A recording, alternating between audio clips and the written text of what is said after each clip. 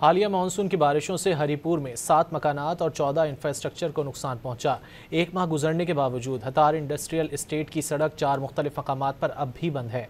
मजीद जानेंगे don news के नुमाइंदे यावर अब्बास से। यावर, क्या तफसीलात हैं?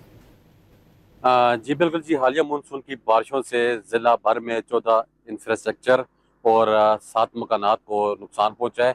डीसी ऑफिस में रिपोर्ट होने वाले नुकसानात में 7 मकानात और 14 इंफ्रास्ट्रक्चर शामिल हैं।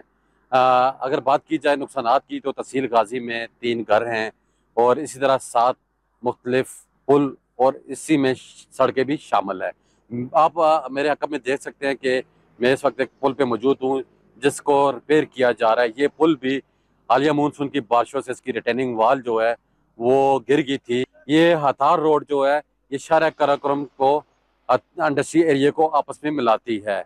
हतार रोड में अगर बात की जाए नुकसानात की, तो 3 पुल और एक जगह पर सड़क जो है उसको नुकसान पहुंचा है।